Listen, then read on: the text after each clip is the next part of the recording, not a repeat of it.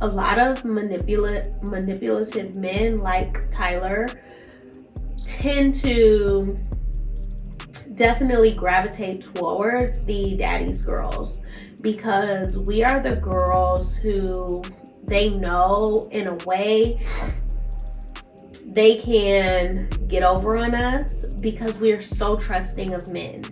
So think about it like this. When you have a manipulative man, a narcissist, because that is what Tyler is.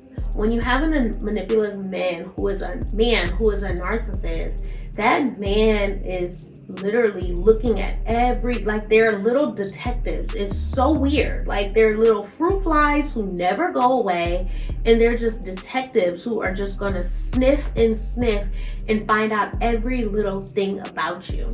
And so the reason why men like this actually do not go for women who have quote unquote daddy issues is because they know that these women are already onto them. You get what I'm saying? More than likely, the reason they have daddy issues is because their dad was abusive. Their dad was manipulative. Their dad was a narcissist. Their dad was controlling. They know what to look for.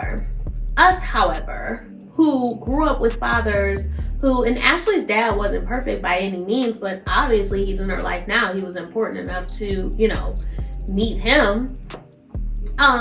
But I feel like they go after women who are confident and who have those established relationships, because those are the relationships they want to tear apart. Welcome back to the Just Healing podcast. I am your host, Jasmine, and in this space, you know what? Wait a minute, hold up. Run it back, because honestly, now that I think about it, in my previous episode, I told you guys why I came up with the name Just Healing. So let me reintroduce myself actually. I am your host, Jasmine Hill. Okay? The J and the H for Just Healing. Welcome to my podcast. Welcome back if you're a healer, and if you are a first-time listener or viewer, welcome. I've created this healing space to do just that, heal. But I do it through a lot of different ways. Storytelling, I find myself being a pretty private person, so I don't share much. But I have really used this space to just share my story in hopes that it just touches someone and gives them the strength, the confidence to share their story, even if it's just sharing it with themselves, even if it's just by journaling, just taking that step to heal. I do that by, like I said, storytelling, being vulnerable, being transparent, crying if I have to, laughing. I laugh about everything, being a little petty, because you gotta have a little petty in there too, you know what I mean? Like wash out the trauma. Like sometimes the petty washes out the trauma a little bit more. I really think that's why comedians are comedians, because they're like, something's gotta give, right? But yeah, that is what Just Healing is. If it is something that sounds like you're into it, I welcome you to stay. And if not, that's all right too. You know what I mean? Maybe this isn't the episode for you. Maybe browse, do a little browsing. But ultimately, all jokes aside, I really want to just create a community. So I do encourage you to follow, subscribe, engage with me on my social media platforms at Just Healing Podcast across all platforms. TikTok didn't go anywhere for more than 12 hours, so we're good there. But yeah, let's just engage. Let's get to know each other. And, you may be a guest on here one day telling your story. That is my hopes of this platform, this space, and this movement. I am doing a new thing where I am starting bonus episodes. So maybe we start off the episode, boom, boom, boom, boom, and that's how you know it's a bonus episode. Boom, boom, boom, boom, bonus time. And I have really realized, with being just completely honest and transparent with myself, that at the end of the day, you guys don't know me. And so since you don't know me, you really don't care. And it's not that you don't care in a bad way. It's just like, girl, we don't know you. Like, how are we supposed to, just dive in and be so impacted by your story? Which there may be one or two who don't know me. But for the majority, I feel like you don't know me. And so I wanted to start throwing in just these bonus episodes. Hold on. Is something on my teeth? No. I wanted to start throwing in these bonus episodes that relate to pop culture and then bringing it back to me, but really just giving my take on, the craziness that goes on and, just people's, mostly celebrities, but their stories being put out on platforms where I'm like, I don't even know if I would be able to handle that. Like, if everything I had going on right now was just on the Shade Room, actually, that might make some movement, so I don't know. I don't know if I'd be mad at it, but I know that it would be a lot. Like, I know it would be a lot on me. So I do take that into consideration when thinking about these people and just their stories that are being put out. But at the end of the day, I also know that when the Shade Room drops something, we running. And then I'm running to my DMs and I'm telling my friends and I'm telling my sister. And then I'm running to the text message. I'm running to the group chat. We're pretty much spreading this information. So I'm like, what if I do bonus episodes about what's going on? And that is how you can get to know me. And, through that, maybe we'll build a community where, we talking about each other's tea, child. Maybe. I don't know. So I do start off all of my episodes with 2 segments. The first one is healing with feelings. That is when I look at a feelings wheel and I say, what is my emotion? Because I am someone who will quickly tell you I'm okay or I'm doing good. And child, I done slid down about 4 walls, okay? And within the last hour that I even told you that information. So I've really been trying to be honest with myself through my healing journey by saying, I'm not okay. But also going a step further and being like, what am I feeling? Right now, I am feeling tired. I am definitely feeling like the situation I'm in is doing what it's supposed to be doing by trying to wear me down. I think that's what the enemy is best at. The enemy is best at trying to wear you down so that they can once again get away with something. But I want to tell the enemy, right, Dad, look me in my eyes. This ain't the one. It may have been the one before who you thought you could play with, but this ain't the one. I might be tired, but I get a nap in. I get me some coffee. I get me some lavender latte creamer from Starbucks. Just a little plug, because that is bomb. And guess what? May not have ever been in a physical fight before, but the fight is on. And that's what I want the enemy to know. So I'm tired, but I am pushing through, and I love that I'm pushing through in a way where I'm just not going through the motions, but I'm quite literally pushing through. Like, I'm quite literally feeling like, oh my gosh, like, why isn't this over? But then God gives me like a download of being like, do this. And then it's like something else where it's like, okay. My second infamous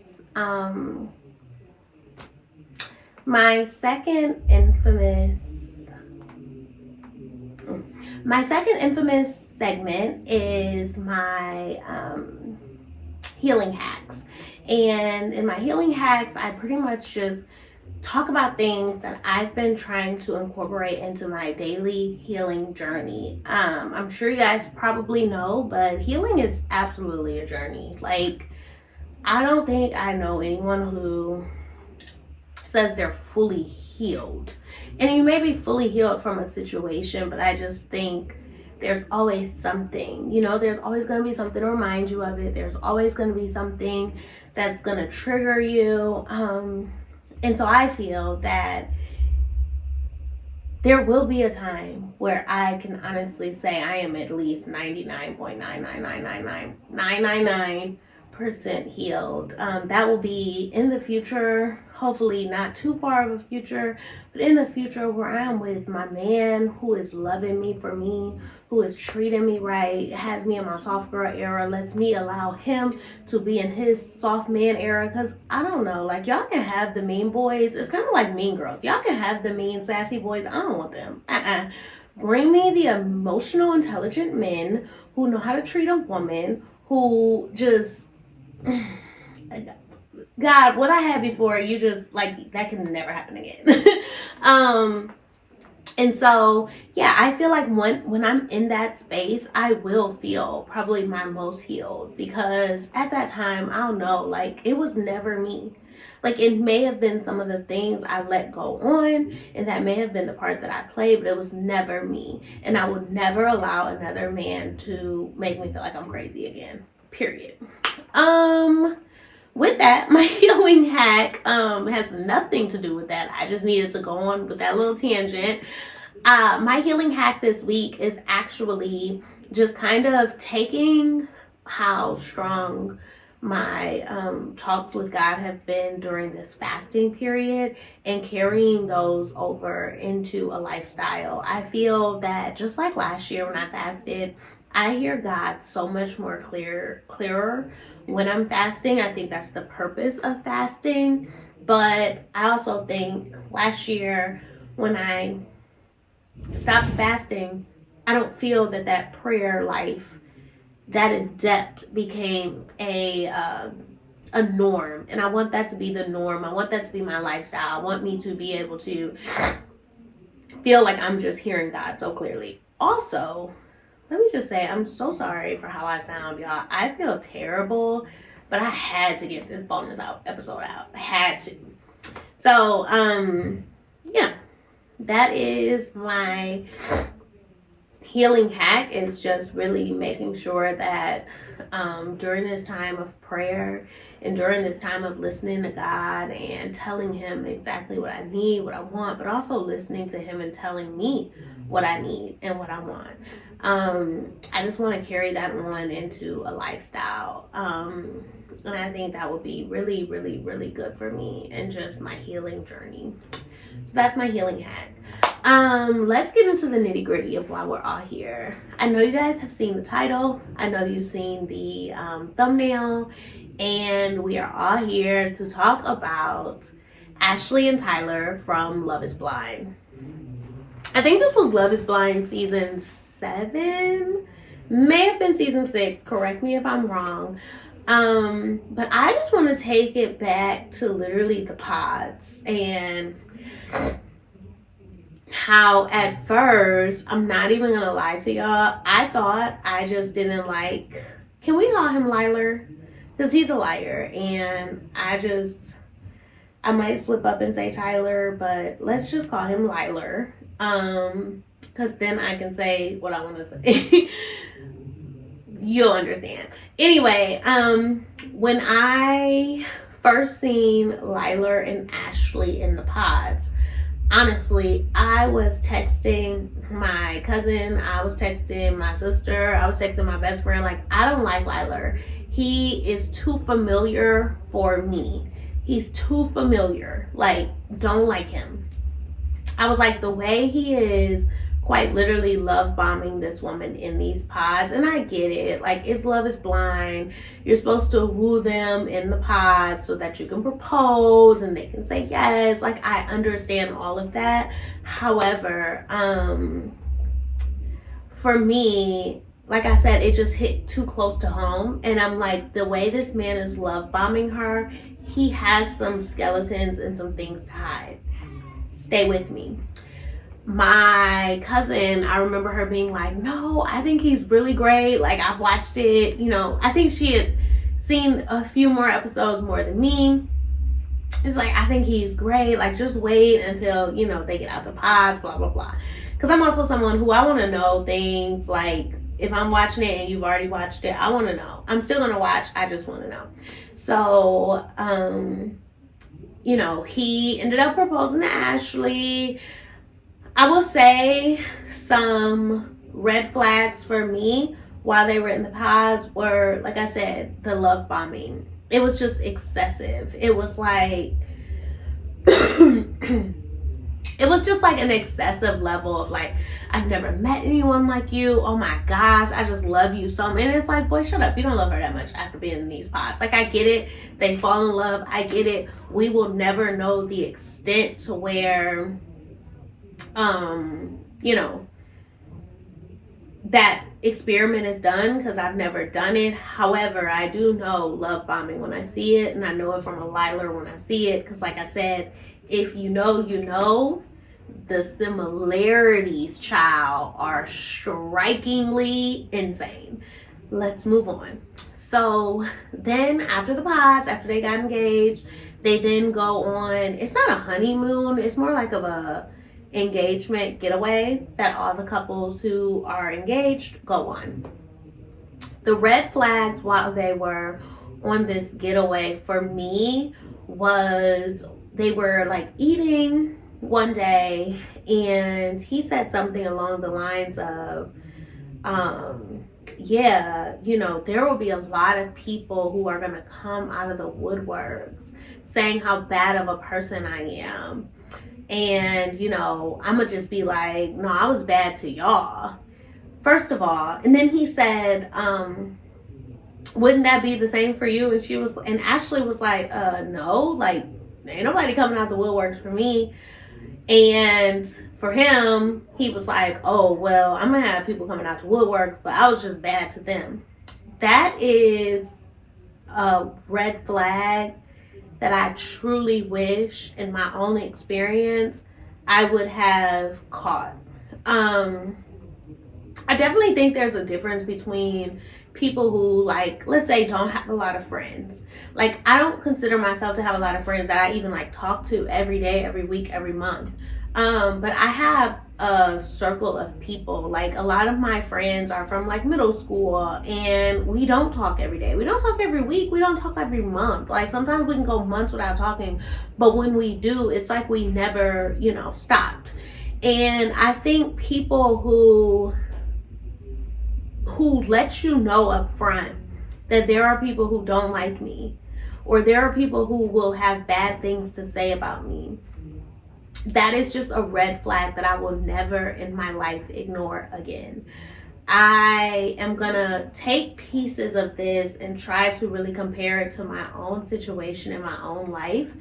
And this is definitely one of them. So in my experience, I didn't give him my pregnancy story of my first child yet, maybe one day. But let's just say 6 months in, well, at this point it was 7 months in. 7 months in, I had quite literally only known the father of my child for 7 months. It was definitely pregnancy at first sight. Stupid, I know, worst dumb decision I've ever made in my life. But out of it, I got something that I will never want to return or take back, but the experience in itself has been a 0 out of 10, but what came out of it, being a child, is amazing. And so I can only praise God for that. But I still feel like, girl, like, relax. You could have relaxed. And when I say relax, I mean, once I knew what was going on, not been so quick to move with this person, not been so quick to just jump in a relationship just because I was pregnant. Like, that was dumb. Like, I feel like I could have been way better off if I did not do that. And then that brings me to my second child, though. It's like, would I have that child? But it's whatever. It doesn't matter.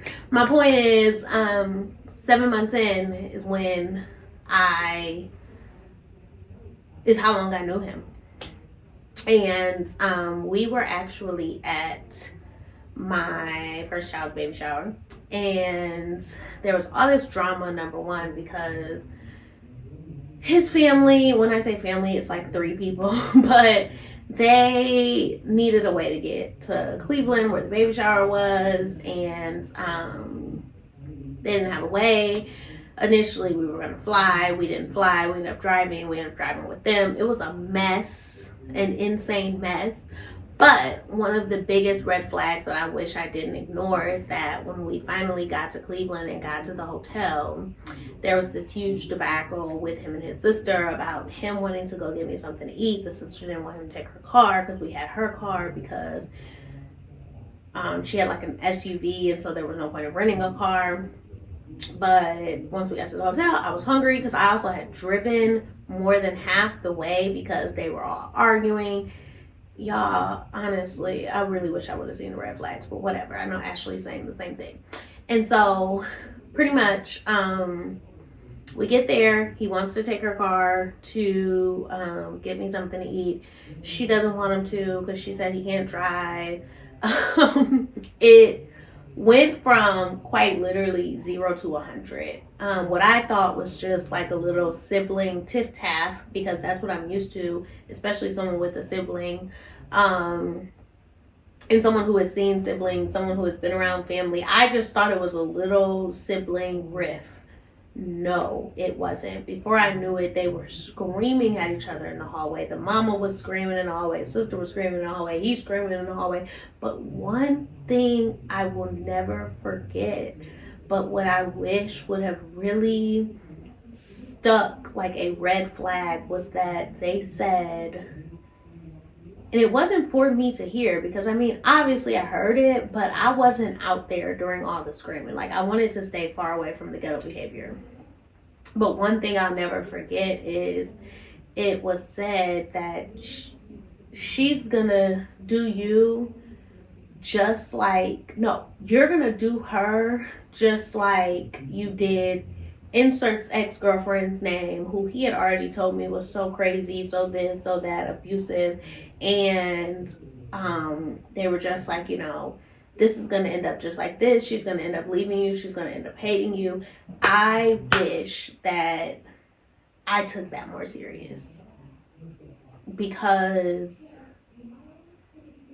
when your own mother and sister have things negative like that to say about you, they ain't just making that up. That comes from a level of sincere feelings. And I always remembered it, but I also never knew what they meant by it, because I also didn't have a relationship with them. And we'll get there in a minute. But when he said that to Ashley on that engagement trip, I really wish she took the sincerity of that. And I really wish she would have looked deeper into that literally at that moment. I don't think she asked enough questions, and I get it. Like I said, I'm in the position I'm in right now too, because I didn't ask questions. Like, I didn't say, hey, when your mom and sister said, you know, I'm going to end up like that, what did that mean? And I think one time I briefly brought it up, and it was like, it turned into a big thing. And so I just hushed and never said anything about it again. But I wish in that moment she would have probed a little harder. Like, so what do you mean by that? Like, who are these people? Like, you know, and then that would have also been the perfect opportunity to start asking questions like, what does your friend circle look like? I just think this next go round with dating, I want to know what your friend circle looks like. And even if that's just one friend, 2 close friends, I want to know what that relationship is like, because that is so important. I want to know, do you have an older male mentor? You know, do you have an older couple that you look up to? Even if they're not older, do you have, you know, just a healthy couple that you can actually say you look up to? What's your relationship like with your mom? I'm not talking about, you know, I feel like sometimes we as people try to say things like, you know, if you don't have a good relationship with your mom, I don't want nothing to do with you. When sometimes some people's parents are battling things because they're human. And so if you tell me, you know, I love my mom to death, but unfortunately she struggles with addiction, so we don't have that close relationship, I'm going to ask more questions these days, but I'm not going to write you off as much as I would write you off if you like, I don't like my mom, I don't F with her. What do you mean? Like, what do you mean? It's that level of respect for your parent in general. It's that like level of respect that I'm in the point where I can't give you any wiggle room for that. And so I wish in that moment Ashley asked just different questions, like, okay, who are these people? Why would they say what they're saying? Why do you think they have that opinion of you? I wish she would have asked more questions.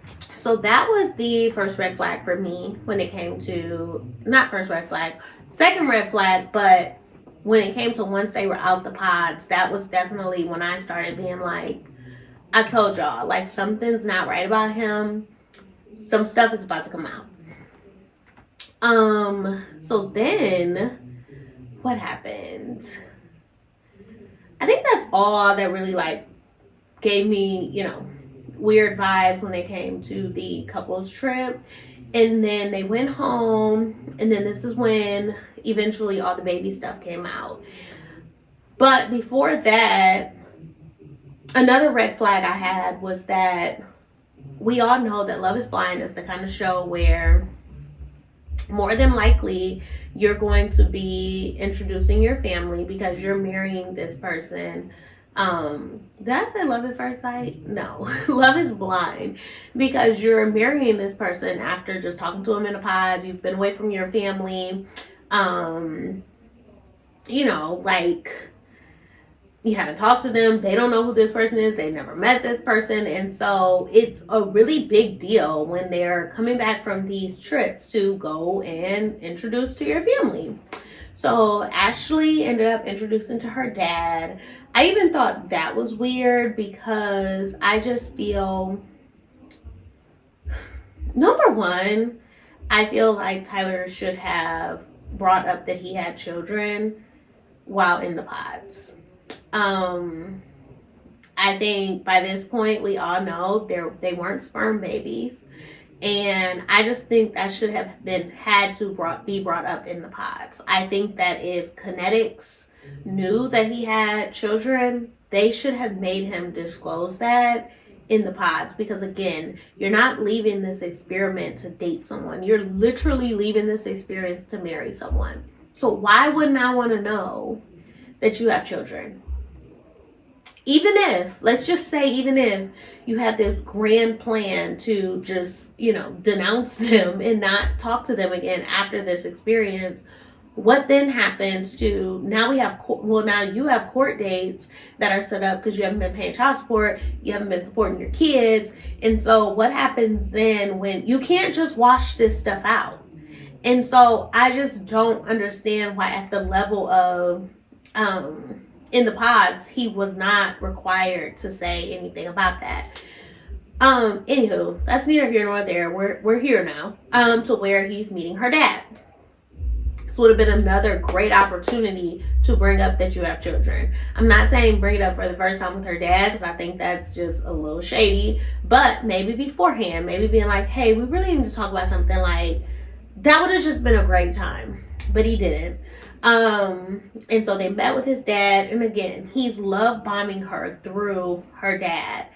I have a personal experience with this because I feel like a lot of manipulative men like Tyler tend to definitely gravitate towards the daddy's girls, because we are the girls who they know in a way they can get over on us because we are so trusting of men. So think about it like this. When you have a manipulative man, a narcissist, because that is what Tyler is. When you have a manipulative man who is a narcissist, that man is literally looking at they're little detectives. It's so weird. Like, they're little fruit flies who never go away, and they're just detectives who are just going to sniff and find out every little thing about you. And so the reason why men like this actually do not go for women who have quote unquote daddy issues is because they know that these women are already onto them. You get what I'm saying? more than likely the reason they have daddy issues is because their dad was abusive, their dad was manipulative, their dad was a narcissist, their dad was controlling, they know what to look for. Us, however, who grew up with fathers and Ashley's dad wasn't perfect by any means, but obviously he's in her life now. He was important enough to, meet him. But I feel like they go after women who are confident and who have those established relationships, because those are the relationships they want to tear apart. They want to tear apart your confidence. Like, that's literally the point. And so they're going to boost you up. They're going to be like, oh my gosh, I love, how much you love your family. I love, how much you take care of yourself. Your body is banging. You look amazing. I love when you get dolled up for me, to literally tear you down later on and be like, I hate that you wear so much makeup. Like, my estranged ex literally told me that one time this guy who worked with him or something, came to my job for an event, because I was also an event manager at my job, and we had like an event space where I rented out events that outside places came in. And he said the guy went back and told him, oh yeah, I knew that was, and at this time he used the term baby mama, I knew that was your baby mama because she had on so much makeup. What? Like, what are y'all, sass queens? I'm like, it's so amazing to me how, you're the same person who's like, oh my gosh, I love when you get dialed up. But then you come to me and say some stuff like that. And then furthermore, you didn't also say, like, I'm looking like, well, did you defend me? Like, what is happening here?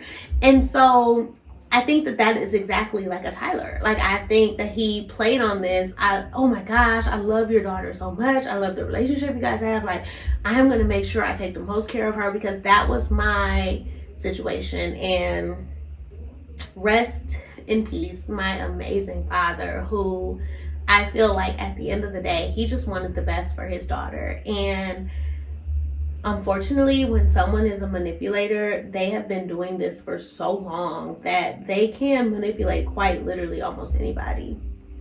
Especially, when you have a man who has raised his daughter forever, and now his daughter has a child, and of course he's going to be elated that, his child's his grandchild's parents are together, and that in his mind, his daughter is being treated amazing by this man.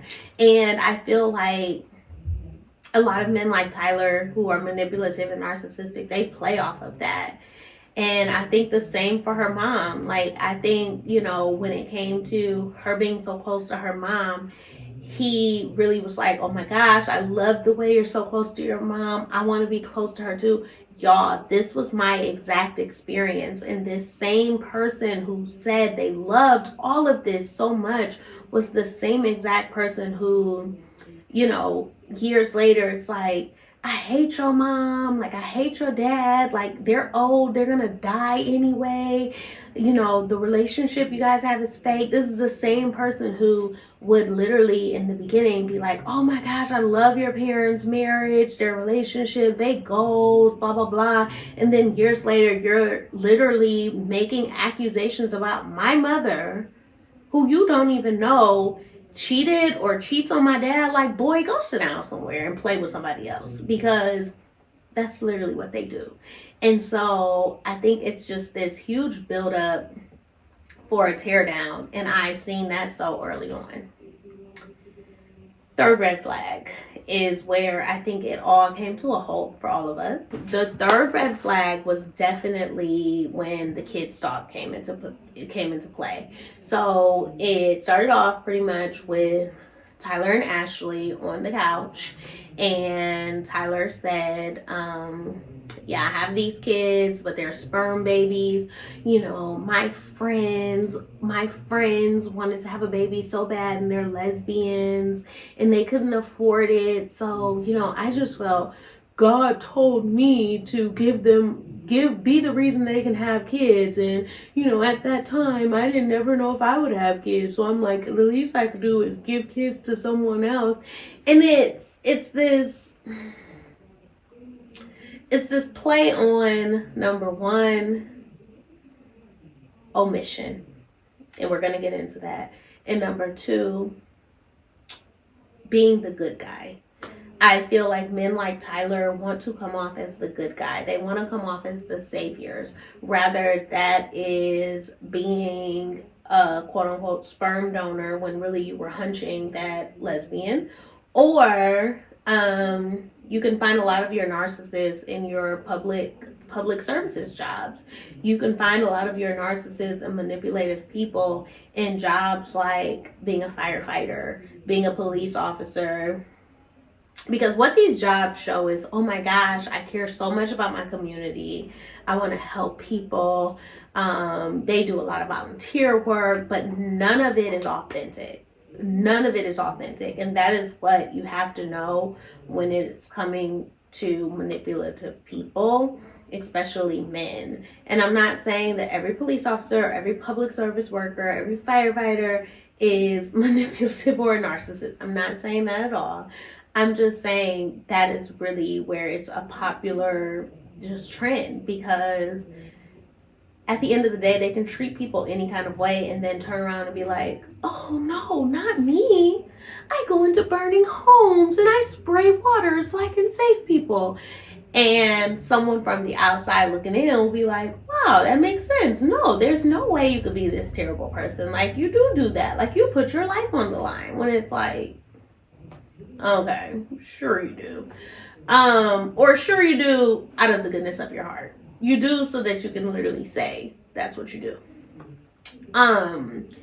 And I feel like that is why, you know, he came up with this way of telling her to make himself still look like the savior. I feel like you will always know a manipulative narcissist by way of omission. They're always going to tell you the truth, but there's going to be a lie. It's literally like an ongoing game of two truths and a lie. Like, what lie can I tell today? But cover it up with a quote-unquote truth. So, in that, the truth was, yes, there were 2 children. There were loads of lies. Number one, you said you gave your sperm. That's a lie. You slept with that woman. 4, there's not 2 children. Sorry, there's 3. There's 1 child and then there's a set of twins. So you lied by saying you gave your sperm. That's a lie. You had intercourse with her. Number 2, he said, she asked, do they know what you look like? He said, I don't think so. Y'all, with the straightest look on his face. I don't think so. Sir, you have literal photos with these kids. Like, are you freaking kidding me?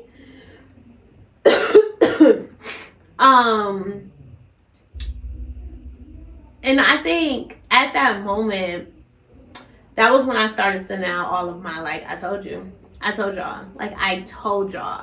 I can spot a narcissist from anywhere at this point. Give me a few signs and I will be able to tell you that they are a narcissist. And I was able to say that about this man literally in the pods. I just didn't know if I was being biased and I wanted to give him a chance. I really did. So he lied about the kids. Pretty much after that, the show was almost over. I knew they were still going to get married. I knew Ashley was still going to marry him. Unfortunately, I feel that Ashley still married him because, number one, I think she didn't know all of what she knew when the show aired. Because you have to remember, we all found all this stuff out when the show aired. It's not like this information was out beforehand and it was like, you know, these are upcoming contestants. This is what's going on. We literally found out after everything aired. And so by this time they have been married. But I still think that with those red flags, Ashley just wanted to be married. And I'm just here to say, like, we listen and we don't judge, because I am not one to judge. Like, I definitely know what it feels like to be in a situation where, of course, ours is different in the ways of, I had a child. But even when I entered into the relationship, like I said in the beginning of this video, I should have never even entered into a relationship with him. But I wanted so bad to just have, like, you know, that story. Like, I didn't want to have a child already out of wedlock, already with a stranger. I wanted it to be like, oh, look at how this turned around. Look at, y'all, my head itching, I'm coughing. Look at how this turned around, and look at how, you know, strangers went from this beautiful couple with a baby. Wow, now they're married. I wanted that. And I think for Ashley, I think for someone who obviously is up to date and hip to Love is Blind, you know that sometimes the Black women don't get the true love story. And so I think she wanted that. And I do think she wanted marriage. I do think she wants children. And with all of that, I just feel like she was willing to throw those red flags out the door. And like I said, I am not one to judge in these situations. I just want her to know that, like, girl, I see you, I feel for you. But when I stopped is when the aftermath came. So after the show wrapped up, they're married. We've seen all the episodes. That is when Bri and Bri's ex-wife, who are the parents, the mothers of the 3 children technically, but it was Tyler's hunching that got the children here. That's when they started coming out. So I think Bri came out first and kind of just told her little story about, you know, how he's saying it went down isn't how it went down. You know, they never ended up actually using his sperm. They just hunched. That's how they had the kids. I do think the first time they did it was probably like a oopsies. Like, we just really wanted this. I don't know what was going on. Like, you know, you just never know. Like, I think that's why it's sometimes even just the thin line between opposite sex friendships, gay or not, doesn't matter. You got a JJ, you got a ping, boom, this is what happens. I just think sometimes that's when the lines get a little blurred, and when people don't know how to keep their hands to themselves and they want to start hunching. So I think that's what happened the first time with the first baby. I think with the twins, I think by that point, they kind of were just hunching all the time, and then they got pregnant with the twins. I don't know. I wasn't there. I don't know for sure. I'm just telling you what it sounds like happened. So anyway, Bri comes out. She gives her story. She pretty much says how, you know, she wasn't with the wife anymore. They had the one baby. He came back around. He said, hey, I don't want you to have to be a single mom. So I want to help take care of this baby. He started taking care of that baby. That's when I think the other hunching started. Then they got the twins. Now they got 3 kids together. The wife is also fighting for some type of custody, because at the end of the day, these are her babies too. She was still unmarried. You know, this is supposed to be like a plan of like, you give us your sperm. Y'all, it's so dang messy. It don't make no sense. However, then the ex-wife ended up going on to Jessie Woo and Ricky, Storytime by Ricky's podcast, well, YouTube channels, and talking about her story, and like, you know, pretty much that when Tyler came around, he was quite literally fighting her for custody and saying like, no, these are my kids. And so I think when that fighting started, the ex-wife number one was like, I didn't have time or money to fight this. So I was like, you know what? I'm throwing my hands in the towel. I'm throwing my hands in. If the son wants to reach out to me in the future, he is more than happy to do so. Like, I'm more than happy to be there for him. But for now, I can't do this. At that time is when I think, since Tyler said he wanted to step up, at least for the first son, by the time the two twins came around, which they're not that far apart, so the hunching definitely started immediately. By the time two twins came around, I think, Bri, like, all right, like, you a daddy for real now. Like, this first one you just said you wanted to help out with, but no, now you're a daddy, so pay up.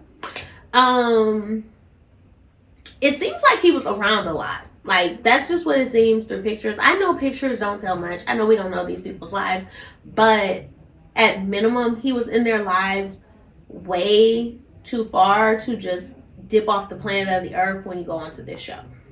So, yeah, that's what Bryce said. She pretty much said he went onto the show and he just dipped off. Like, she was like, I was even talking to him before, he went on the show. I'm telling him, like, good luck. She talked to him. Oh, she said she talked to him. She showed texts, like, after he was, got his phone back. She's still happy for him because at the end of the day, this is still a lesbian. She probably still wants the kitty, but, she'll take a little stick on the side. That is what Bri gives me. Maybe it's just stick specifically from Tyler. I don't know. But what it's giving is she prefers the kitty, but would not mind a little stick on the side. I don't know. That's just what it gives me. And so, yeah. But she was like, even the texts weren't giving, oh my gosh, I'm so mad you went on that show. And the fact that he tried to then go on to Dear Future Wifey's podcast, which I'm so mad he did that interview. Like, y'all, that whole interview was just an interview of lies. Like, I was so triggered listening to that interview. During that interview, he didn't even try to omit anything. He simply just lied. To say, in an interview that is going out to thousands of grown people. Like, you're not Blippi selling this story to kids. You're selling this to grown people, and to say that you just, flipped a few off, however much you thought they needed, put it in a little Dixie cup with a top, and put it in their freezer. Sir, are you serious right now? I have to step in and teach the ways of narcissists throughout all of my episodes. A narcissist quite literally thinks you're stupid. Like, they think that they can tell you anything and you will believe it. Like, he would have probably told that to an OBGYN. Like, he would have looked in a doctor's face. This doctor could have been practicing for 30 plus years. He would have looked them dead in their face and said, oh no, I just put my sperm in a cup and then I put it in a freezer, and what they did with it from there, that was on them. Sir, do you not know that people pay thousands of dollars every single day to freeze sperm? And you sitting up here saying you just willy-nilly put it in a freezer for when they wanted to unthaw and install? Like, what is this? Unthaw and install for the low price of a friendship? Sir, go sit down somewhere. That interview told me all I needed to know about Tyler. And I was like, from that interview, I was like, I don't know when him and Ashley are going to be divorced, but they are absolutely going to be divorced. But before that, I also want to speak on Ashley at the reunion and why it's kind of hard for me to feel bad for her, because her behavior at the reunion was just diabolical. She said a lot of things like them kids. She said that she had seen a picture of the son and she fell in love, but it's like, well, how? Because you haven't ensured that this man reached out to his children. You know what I mean? Like, so how? But again, I think that as someone who has suffered through life with a narcissist, I know that a lot of times you're just saving face. A lot of the times, some of the dumbest things were said, and I would sit there and play along because I'm like, might as well save face. Like, Am I gonna leave? No, because I'm scared. So might as well save face. What else am I gonna do? Say he lying? And I think that's what a lot that she was doing, but I just wish instead of maybe saving face, she just didn't say anything, especially because it was on such a large platform, number one, and especially since kids were involved. Like, kids were involved. So no matter what, kids are going to go back and see this. And regardless if you're their stepmom, like you would have been or not, they're still going to always look at you. It's kind of like the mean witch Ashley of, why would you say that about me? You didn't even know me. Like, it's not my fault. My dad had me. Like, it's not my fault. And so, yeah, I think the reunion is what really made me look at Ashley differently. I think the way Ashley took an approach to the Jesse Woos and the story time with Ricky's really rubbed me the wrong way. And again, I get it. Like, she was saving face. Who wants to be that embarrassed? You know what I mean? Like, and at the end of the day, we have to remember that, like I said, she was learning about this at the same time as we were. And if I don't know nothing else, I know that a narcissist will sell you a story and make you think that their lives were just so terrible. Child, I had somebody thinking that their own stepdaddy had them out here slanging the drugs at the age of 10, maybe 12, but whatever. It was almost like to keep a place in this house, I got to be out here slinging these drugs. And so now I'm looking at it like, that was your mom's boyfriend at the time. Then she went on and married this man. This is how I'm now viewing your mom, knowing that at the time, you know, she was dating this guy. He had you out slinging drugs. And then she went on and married him 10 years later. So I'm really looking at her sideways like, man, you a mama? When this whole time that was a lie. That was a lie. And I can't go back and say, well, you know, like, because I believed it, because it was told to me. And so I think it's just having that piece of empathy too, of not knowing what all was told to her, because we really don't know. And I'm sure it was some crazy stuff. Like, I'm almost 5,000% sure. Okay, so to go ahead and wrap this up, we have now learned that Ashley put out a statement in People magazine where she was pretty much saying, you know, for the last several weeks, her and Tyler have been separated. I did learn from Jesse Woo's video that in Maryland, you have to, it's like a 6-month waiting period, and also both parties have to consent. I really want to do a part 2 to this video, to really just kind of talk about that consent piece and the parties agreeing to the divorce. And just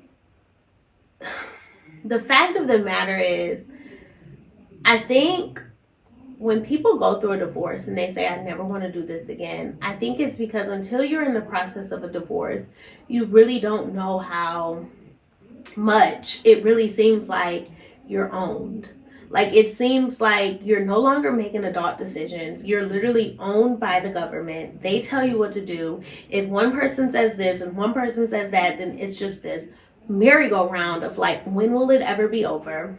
And yeah, I really want to dive deeper into their divorce, but I really just wanted to get out the first initial part. So stay tuned for part 2. It will literally be coming like a day after this one is released. I just wanted to get this out.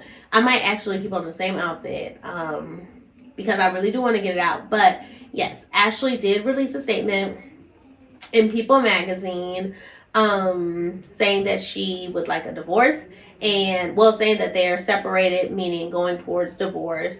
She didn't say anything in there about, you know, reconciling or anything like that. So I can only be one to believe that, you know, it's going to end in a divorce. She also said really key things like, you know, I thought that we could have a relationship of like honesty, and they weren't aligned with that. And I think that's very telling. I think that, like I said, she was saving face at the reunion. She was saving face, you know, in these interviews after the fact, because at the end of the day, you never know what's going on behind closed doors. So maybe she knew that she couldn't get up in that interview, up in that reunion, and say some crazy stuff, you know, like you just never know. And I'm just glad that she didn't have a baby by him. Like, I'm so glad. But like I said, I want to do a part 2 because I really want to go into the divorce piece and kind of just like my experience of what I can say, just money involved more so, and how that relates to like what the show will be able to provide for her. So be sure to be sure to look out for part 2, where I hope to also kind of just give you guys some more tips about narcissism divorcing, because it is not for the weak. But I did want to make sure I really just spoke on their relationship in general, because like I said, it hit so close to home, but it was something that I had been wanting to talk about for a while. And this was just kind of the perfect opportunity. But like I said, even when I seen that they got married, I was like, I personally don't wish divorce on anybody, but I also knew they weren't going to make it. They weren't going to make it. The foundation wasn't there. They were built on a lie. I just knew they weren't going to make it. So yes, be sure to be sure to catch part 2. In the meantime, if you're not following me on my socials, Instagram, not Twitter, I do not have a Twitter, Instagram, TikTok, YouTube, of course, listening on Apple Podcasts or Spotify, be sure to do so. My handle on all of those is Just Healing Podcast. Make sure you stop by and tell me, what do you feel about this? Did you think they were going to make it? Did you see any of the red flags of Tyler beforehand? And let's just have a little chit chat about it. And yeah, I'll see you guys in part 2. Bye.